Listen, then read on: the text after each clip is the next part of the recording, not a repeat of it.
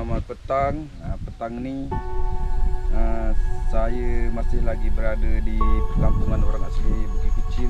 Program petang ni pula saya nak berkongsi sedikit saya punya pengalaman yang pernah saya alami lah, pengalaman seram. So sebelum saya nak mula cerita ni dan kisah ni, saya nak memperkenalkan diri saya yang sebenarnya. Saya sebenarnya bukan orang tempatan, bukan orang Bukit Kecil, tapi saya orangnya dari Pahang. Pada tahun 2012 saya berkahwin dengan orang asli kampung Bukit Kecil dan saya dah tinggal di kampung ini. Okey, so yang saya nak sampaikan sekarang ni mengenai kisah seram pada tahun 2013 lah, tak silap saya. Pada masa tu ialah saya belum tahu lagi tempat dan kampung ni, dan masa tu pula saya buat menjaring ikan di tempat yang saya tak pernah pergi lah. Macam di tepi-tepi kampung saya buat jaring di parit-parit. Contohnya macam parit-parit macam ni ke, saya semua pasang. Biasanya saya pasang, pagi tu saya angkat. Dan masa kejadian tu saya pasang seperti biasa di tempat kubu, tapi kubu tu saya tak tahu di situ ada kubu. Saya main masuk dan pasang je di parit ada kubu tu. Kawasan tu memang tempat perkuburan orang asli kampung ni, tapi saya tak tahu. Pada hari kejadian tu saya pasang seperti biasa.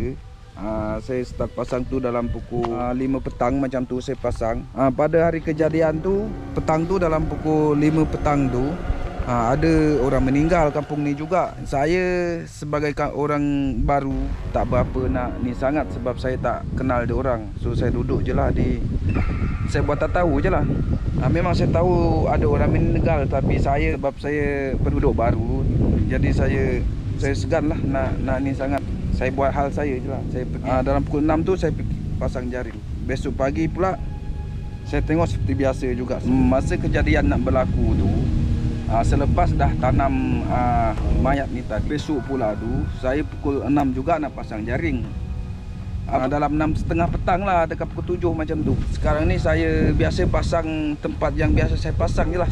Bila saya pergi salah tempat ni satu ni, saya masuk lorong tu. Tempat ni ibaratkan sawit, ada sawit banyak sawit, tapi nampak gelap di dalam. Pada masa tu saya tengah nak pasang jaring ni, saya nampak seorang makcik dari arah depan tu, dia menuju ke arah saya. Saya ni dah mula rasa macam seram, tapi saya nak lari, nampak macam orang mana boleh lari kan. Kita terpaksa ni lah, nak hadap lah. Kalau dia lari, apa pula yang jadi? So saya nampak tu dia menuju juga ada ke saya tunggu je lah. Saya semakin dekat tu, dia pun tengok dia seorang makcik. Makcik ni dia pegang sebelah tangan, dia pegang kayu macam ni, pegang macam tongkat tu, kayu tongkat. Dia berpakai baju kurung, kain pun kurung satu set. Sebelah lagi tak tahu dia pegang apa, saya tak pasti sangat sebab saya tak berapa. Saya rasa dalam hati saya rasa seram sikit lah. Saya rasa hati tak berapa sedap. Saya dengar dia tanya, dia cakap anak, dia panggil saya anak. Dia cakap anak buat apa? Saya cakap saya tengah pasang jaring ikan. Dia tanya dapat ke? Saya cakap tak dapat, baru nak pasang jaring ni. Saya ni nak pasang jaring, tapi saya belum pasang lagi jaring. Sebab ada makcik tu datang, mana tak tahu dia datang marah ke sebab mungkin depan dia ke apa. Jaring tu saya pegang lagi, belum pasang. Kemudian dia tanya saya macam tu tadi. Saya tanya dia balik, makcik tengah buat apa? Dia cakap saya cari kayu api. Saya terlintas lah, fikir sini ada rumah ke? Saya tanyalah balik, macam rumah dekat mana? Dia tunjuk dekat yang dia datang tadi, arah sana, arah depan rumah dia. Dia cakap tu rumah saya. Saya pun tengok, tak nampak apa lah kan, sebab dia gelap sikit dah pukul 7:30. Saya cakap dengan siapa? Dia cakap saya seorang. Saya pun tak berapa nak ni sangat lah kan, sebab dah nampak depan-depan badan orang, tapi tak tunjuk lah macam saya ni takut ke apa, tak ada lah. Tapi cuma dalam hati saya memang seram. Saya memang rasa tak sedap hati. Saya memang nak lari lah rasanya. Saya ada bersikal, saya bawa bersikal je. Lepas itu saya tanya dia nak buat apa. Dia cakap nak cari kayu api. Saya pun rasa pelik lah nak cari kayu api kan. Waktu maghrib masa tu dah pukul 7 lebih kan, waktu maghrib. Mana ada orang nak cari kayu api kan waktu maghrib. Lepas tu saya pun terasa tak sedap lah. Saya cakap makcik saya nak pulang lah. Dia cakap je lah pulang baik-baik. Dia kata macam tu. Sebenarnya saya dah bersikal, saya bawa bersikal je. Bila saya tolak bersikal ni, tolak bersikal makcik tu belum lagi dia tengok saya juga tu. Nampak macam seram je. Saya tolak bersikal dalam jarak 2 meter lah macam tu. Saya dengar suara nenek tadi bercakap dengan sesuatu. So saya cepat-cepat lah pusing. Bila saya pusing dah tak ada dah. Makcik tu dah hilang.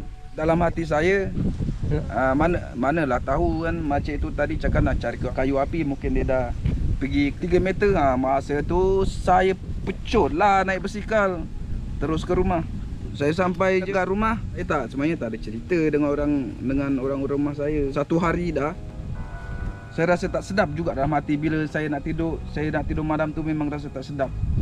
So pagi tu saya tanyalah dengan bapa mertua saya, dengan bini saya, dengan abang-abang ipar saya tanyalah tempat yang saya pergi tadi, rumah ke, ada kampung ke. Diorang cakap tak ada. Tempat tu tak ada rumah, tak ada kampung. Tempat tu ada orang ke tak ada orang, diorang cakap tak ada. Tempat tu kubur, tempat kawasan perkuburan kampung ni.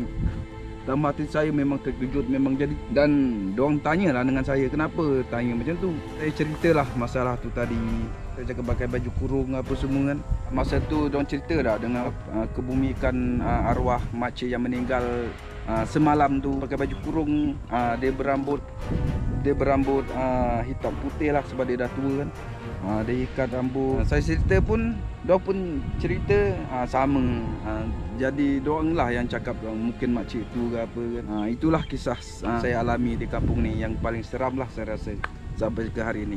Jadi kisah ni saya tak nak sia-siakan dengan penonton-penonton yang pengalaman saya ni. Saya tak nak simpan seorang-seorang. Saya nak berkongsi lah kepada anak-anak muda, kepada kita yang pergi di tempat yang kita tak pernah pergi. Jangan kena pergi, nak kena bertanyalah dengan orang tua ke, orang tempatan ke, biar diorang tunjuklah mana-mana tempat yang kita boleh pergi, kita boleh jalan-jalan. Jadi saya cerita ni juga saya tak nak sia-siakan. Saya nak tunjuk juga tempat biar sama-sama kita lihat, sama-sama kita melihat tempat tersebut. Saya bawa kita sama-sama melihat je.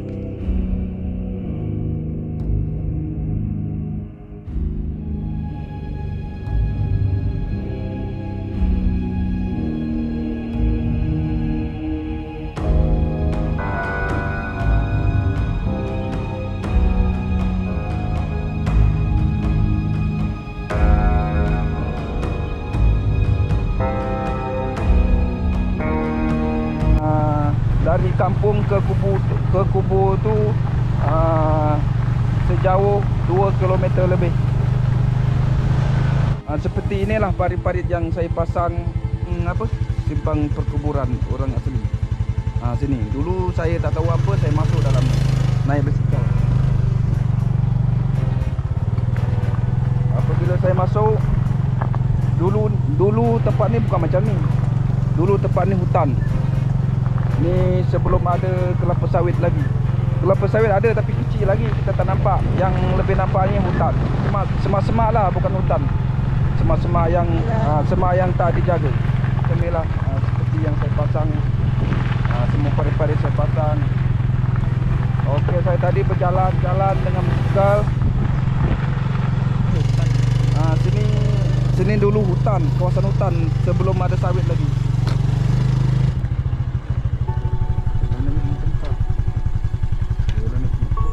Inilah tempat yang kejadian saya pada, inilah tempatnya kejadian yang saya ceritakan tadi. Saya sampai dekat sini. Saya parit-parit tu saya nak pasang. Saya parking basikal dekat sini. Jadi saya nak pasang tapi saya tu nampak seorang makcik tu datang dari arah sana. Jauh tapi kalau saya nak cerita kisah yang saya rasa tak sedap hati itu sebab nampak makcik tu dari jauh. Kenapa dia boleh tiba-tiba saya tengok dah dekat dah. So Dia datang dari arah sana tu. Dia datang arah sana ke sini. Susah dia berdiri situ. Dan saya pun sini. Sejak nak balik dia hilang. Bila saya tengok belakang dia dah hilang dah. Kawasan kubur tu atas bukit tu, bukit-bukit tu semua tu kawasan kubur. Belakang tu kubur Cina, yang depan ni kawasan kubur orang kampung ni lah. Sekarang jam telah pukul 6 petang dan kita tak boleh lama-lama lah sebab kita rasa tersedap jugalah hati.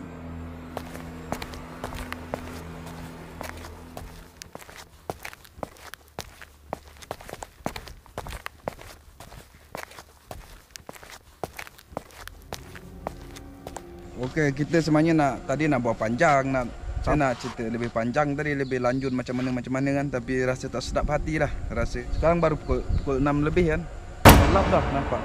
Tak berapa terang sangat dan bergelap. Dan dulu lagi kan, sebelum yang saya terjadi macam tu, kawasan ni semua gelap, hutan lagi gelap. Saya pun terberanikan diri lah sebab saya tak tahu apa kan masa tu. Yang penting saya fikir dapat ikan, patutlah kawasan ni orang tak berapa lalu sangat orang kampung. Saya tengok kejadian tadi yang saya cakap dia tunjuk rumah dia, itulah kawasan kubur tu. Dekatnya dia cakap. Jadi rumah pun tak ada. Sekarang pun saya dah tahu, saya dah berapa lama sini. Situ hanyalah kawasan kubur. Jadi semakin gelap. Selepas ni kita besok